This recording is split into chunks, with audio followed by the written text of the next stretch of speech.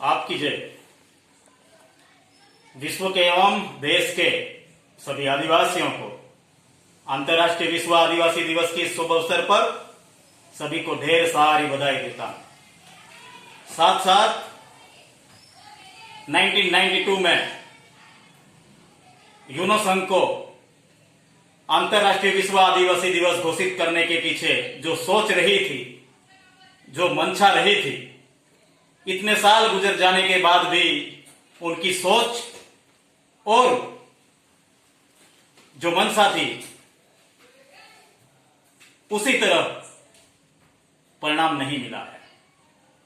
अंतर्राष्ट्रीय विश्व आदिवासी दिवस घोषित करने के पीछे यूनो संघ की मंशा थी कि आदिवासी जो जीवन जी रहे हैं, आदिवासियों की जो जीवन पद्धति है, आदिवासियों की जो परंपरा है, वो आदिवासियों की परंपराओं में कुदरती जो जैविक तत्व है या तो कुदरती जो संसाधन है, जमीन के भीतर हो या जमीन के ऊपर हो, नदियां हो, पहाड़ हो या फिर जमीन के नीचे जो खनिज संपदा है, उन्हें कभी भी आदिवासियों ने नुकसान नहीं किया था। और जो देश में और विश्व में जो ग्लोबल वार्मिंग बढ़ रहा है, वो ग्लोबल वार्मिंग इन सारे कुदरती संसाधन और पहाड़, जंगल, पेड़ का कम होने की वजह से आ रहा है। हम विकास की अंधी दौड़ में सारे देश में सीमेंट का कंक्रीट बना रहे हैं। ये मानव समुदाय को और जीव सृष्टि को जीवन नहीं दे सकता। हम चाहते हैं कि सदियों तक इस धरती पर जीव सृष्टि सुरक्षित रह सके, मानव समुदाय सुरक्षित रह सके, तो जमीन के भीतर जो कुदरती संसाधन है उन्हें भी सुरक्षित रखना पड़ेगा और जो जंगल है उन्हें भी सुरक्षित रखना पड़ेगा। और वो आदिवासी ही सुरक्षित रख सकते हैं, ऐसे यूनो संघ को लगा था।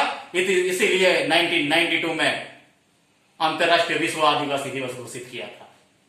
हम जानते हैं भारत का संविधान अगर तुम पढ़ो तो भारत के संविधान में आदिवासियों के लिए 5th और 6th शेड्यूल का प्रावधान किया है।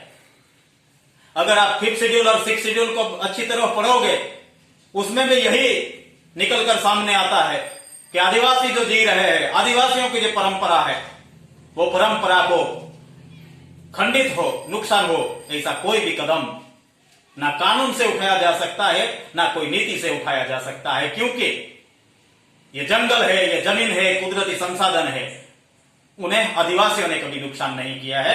और इन चीजों को नुकसान नहीं करने का आदिवासियों की जीवन प्रणाली में ही है। इसीलिए 5th शेड्यूल को समझना है तो आदिवासियों की जीवन शैली को समझ लो। आदिवासी जिस तरह जी रहे हैं वही सारी चीजें संविधान की 5वीं अनुसूची में भी लिखी है। अगर आदिवासियों को सुरक्षित रखना चाहते हो या कुदरती संसाधन को सुरक्षित रखना चाहते हो, जल जंगल जमीन को सुरक्षित रखना चाहते हो, तो आदिवासियों के जो अधिकार है उन्हें भी सुरक्षित रखना होगा। हम जानते हैं कि कुदरत के जो 80% जैविक तत्व है ये आदिवासी क्षेत्र में ही है। जहां जहां जंगल है वहां आदिवासी रहता है, यहां वैसी बात नहीं है। जहां जहां आदिवासी रहा वहां जंगल खड़ा हुआ, क्योंकि आदिवासियों ने कभी अपने मुनाफे के लिए जंगल को कभी काटा नहीं। आज भी तुम पहाड़ों में जाके आदिवासियों के घर अगर देखोगे तो अपनी जरूरियात के हिसाब से ही लकड़ी काट कर रहने के लिए घर बनाया है। अपने इजाफे के लिए कभी आदिवासियों ने जंगल का यूज नहीं किया। और इसी फलस्वरूप यूनो संघ को लगा कि अगर ग्लोबल वार्मिंग पे अगर कंट्रोल करना है, जो भूस्खलन हो रहा है, कहीं कहीं जो अतिवृष्टि हो रही है, अनावृष्टि हो रही है, अकाल जैसी स्थिति का सर्जन हो रहा है, इन सारी आपदा विपदा से अगर बचना है तो आदिवासियों को सुरक्षित रखना होगा और आदिवासियों की परंपरा को सुरक्षित रखना होगा। तब जाके देश और विश्व की जो ग्लोबल वार्मिंग की स्थिति है इस पे हम काबू कर सकते हैं।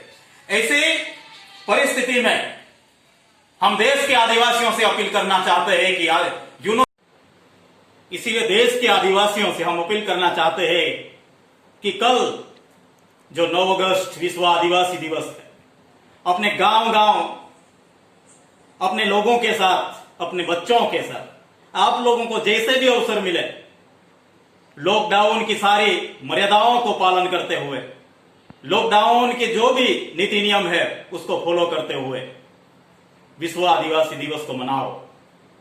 और विश्व आदिवासी दिवस के शुभ अवसर पर जंगल को कैसे बचाना है और मानव समुदाय के लिए ये किस तरह उपयोगी है, कुदरती संसाधन मानव जीवन पे कैसा प्रभाव डालता है, अगर कुदरती संसाधन कम हो गए तो क्या परिस्थिति का निर्माण हो सकता है, अगर जंगल नहीं रहे तो ऑक्सीजन पे क्या प्रभाव होगा, अगर नदियां नहीं रहेगी तो जमीनी के नीचे जो कुदरती संसाधन है उसका क्या हाल होगा। ये सारी परिस्थितियां से हमारे युवाओं को अवगत कराओ।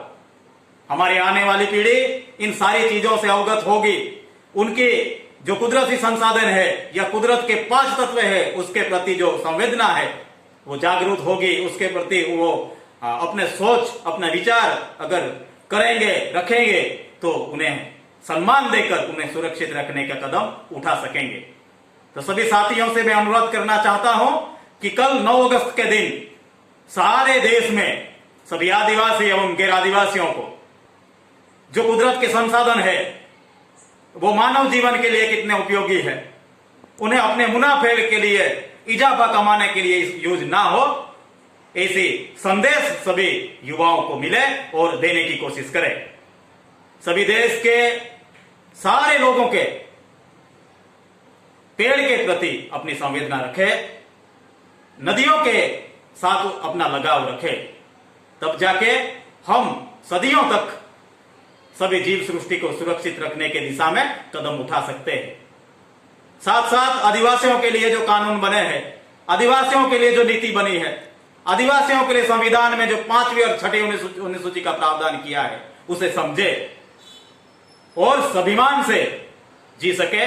यूनो संघ ने यह भी कहा है कि अगर जीव सृष्टि को सुरक्षित रखना है, मानव समुदाय को सुरक्षित रखना है तो आदिवासी जीवन शैली अपनाना ही होगी, आदिवासी मॉडल ही अपनाना होगा। और ऐसी सारी बातें, सारी चीज, सारी अच्छी बातें आदिवासियों की जीवन शैली में है, आदिवासियों की जीवन पद्धति में है। ये संदेश कल 9 अगस्त को हम सारे लोगों को देंगे, सारे गांव सारे युवाओं को, हमारी बहनों को, हमारी माताओं को ऐसी बातों से हम अवगत कराए, ऐसी दिशा में सारे युवा कदम बनाएंगे। यही आशा व्यक्त करते हुए देश के एवं हमारे क्षेत्र के सारे आदिवासी भाई एवं बहनों को, युवाओं को ये 9 अगस्त विश्व आदिवासी दिवस के शुभ अवसर पर फिर से शुभकामना देते हुए सभी को ढेर सारी बधाई देता हूं। सबको आपकी जय।